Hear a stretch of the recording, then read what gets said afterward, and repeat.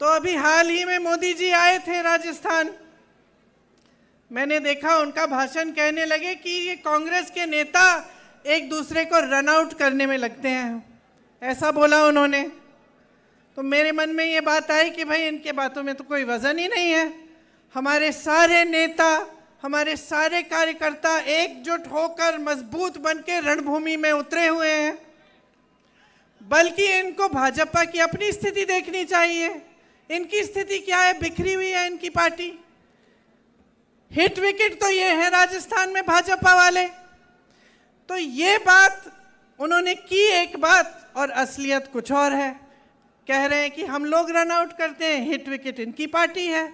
इनकी पार्टी पूरी तरह से बिखरी हुई है। इनके नेता, जो बड़े बड़े नेता हैं, उनको इन्होंने परे कर दिया है। किसी को मालूम ही नहीं है कि अगर मुख्यमंत्री बनेगा तो कौन बनेगा, किसी को नहीं मालूम। बल्कि ये दूरबीन से जाकर ढूंढ रहे हैं पूरे राजस्थान में कि भाई हमारा नेता कौन बन सकता है, क्योंकि जो बड़े बड़े नेता थे उनको साइड कर दिया इन्होंने। तो बात यह है कि जब नेता आपके सामने आता है तो उसकी बातों के वजन को आप तोलिए कि किस आधार पर कह रहे हैं जो कह रहे हैं। आपके सामने अभी सचिन जी ने कहा कि भाजपा के जो ज़्यादातर नेता आते हैं वो धर्म की बात करते हैं, जाति की बात करते हैं। तो आपको सोचना पड़ेगा कि भाई धर्म की बात और जाति की बात चुनाव के समय क्यों होती है। जो नेता ये बात चुनाव के समय कर रहा है, इसका मतलब है कि उसके आधार पर आपसे वोट मांग रहा है। तो कह रहा है कि भाई धर्म के आधार पर वोट दो या अपनी जाति के आधार पर वोट दो। तो इसका मतलब है कि काम के आधार पर मांग नहीं सकता, क्योंकि जो असली नेता होता है, जिसने आपके लिए काम किया, जैसे रघु शर्मा जी ने आपके लिए काम किया, हमारी सरकार ने यहाँ पे आपके लिए काम किया, तो हम काम के आधार पर आपसे वोट मांगते हैं या आपसे समर्थन मांगते हैं। अब एक तरफ भाजपा के नेता जो ऐसी अजीब सी बातें करते हैं जब चुनाव के लिए आते हैं। मैं मध्य प्रदेश में थी, मध्य प्रदेश में 18 सालों से इनकी सरकार है, और 18 सालों से इनकी सरकार है, लेकिन एक काम का नाम नहीं लेते। जब मंच पे खड़े होते हैं वहाँ पे भी धर्म और जाति की बातें और उसी के आधार पर वोट। तो 18 साल से आपकी सरकार रही, आप काम पर वोट क्यों नहीं मांग रहे?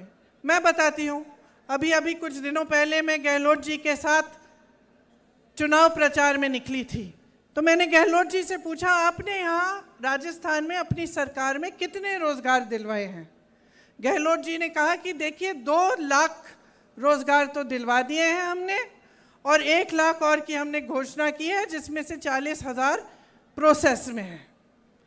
और आप सोच सकते हैं कि यहाँ हमारी 5 सालों से सरकार है, यहाँ के मुख्यमंत्री कह रहे हैं कि कांग्रेस के शासनकाल में आपको 2 लाख रोजगार दिलवाए हैं। 18 सालों से बहनों और भाइयों मध्य प्रदेश में भाजपा की सरकार चल रही है। 18 सालों से 3.5 सालों में उन्होंने 21 रोजगार दिलवाए हैं। यहाँ 5 सालों में 2 लाख, वहाँ 3.5 सालों में 21, सिर्फ 21 रोजगार दिलवाए हैं। यहाँ पाठशालाएं खोली हैं, इंग्लिश मीडियम की पाठशालाएं। मैंने पूछा मुख्यमंत्री जी से कि हर जिले में है इंग्लिश मीडियम की पाठशाला? हंसने लगे, कहे हर जिले में क्या, गांव-गांव में खोल रहे हैं हम। वहां मध्य प्रदेश में 18 सालों से इनकी सरकार चल रही है, पाठशालाएं बंद हो रही हैं। 7,000 से ज्यादा स्कूल बंद हो चुके हैं। यहाँ पे केकड़ी में आपके लिए नया जिला बनाया गया, यहाँ पे 400 बेड का अस्पताल बनाया गया।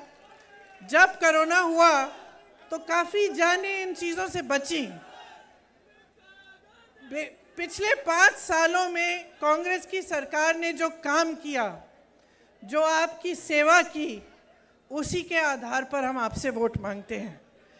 इसीलिए यहाँ पे जो आपकी सरकार है, अगर हम देखें तो चाहे हमारी यहाँ की सरकार को देखें, चाहे छत्तीसगढ़ में कांग्रेस की सरकार को देखें, तो किसानों के लिए कितना काम किया है। 15,000 करोड़ का कर्ज माफ हुआ है। आप पूछिए जरा, किसी प्रदेश में भाजपा ने किसान का कर्ज माफ किया है? आपने काले कानून की बात की। जब काले कानून के खिलाफ देश का सारा किसान आंदोलन कर रहा था, तब ये क्या कर रहे थे? इनके मंत्री के बेटे किसानों को अपनी जीप के पहियों के नीचे कुचल रहे थे उत्तर प्रदेश में, और वही मंत्री इनके साथ मंच पे बैठा रहता था। जब वो काले कानून आए तब किसान की कोई सुनवाई हुई? 1 साल होने वाला था, किसान सड़क पे बैठा रहा, सैकड़ों किसान शहीद हुए। पानी नहीं था, बिजली भी नहीं थी, उस समय सड़क पे ही बैठे थे, लेकिन उनकी सुनवाई नहीं हुई। सुनवाई तब हुई, काले कानून वापस तब लिए गए भाजपा द्वारा जब 2 महीनों में उत्तर प्रदेश का विधानसभा का चुनाव आ रहा था। चुनाव आने तक कोई सुनवाई नहीं हुई। हम जब कहते हैं प्रदेशों में कि हम कर्ज माफ करेंगे किसानों के, तो मालूम है ये लोग क्या कहते हैं? क्या कहते हैं? कहते हैं पैसे नहीं है इन चीज़ों को करने के लिए। जिस समय किसानों का आंदोलन चल रहा था, उस समय उत्तर प्रदेश के किसान का 15,000 करोड़ का बकाया था, गन्ने का बकाया। गन्ने का 15,000 करोड़ का बकाया था। उसके थोड़े ही बाद मोदी जी की सरकार ने कहा कि हम 20,000 करोड़ रुपए खर्चेंगे, दिल्ली का जो संसद भवन है उसको सुंदर बनाना है। तो हम उस समय पूछ रहे थे कि ये जो 15,000 करोड़ का जो बकाया है गन्ने का, ये क्यों नहीं दे रहे हो? कह रहे थे हमारे पास पैसा नहीं है। किसानों के कर्ज को माफ करने के लिए पैसा नहीं था, लेकिन संसद को जो 70 साल से अच्छा खासा चले आ रहा था संसद भवन, उसको सुंदर करने के लिए आपके पास 20,000 करोड़ हैं। क्यों? क्योंकि उसको करने से आपका मान सम्मान बढ़ रहा है और किसानों की कोई परवाह ही नहीं।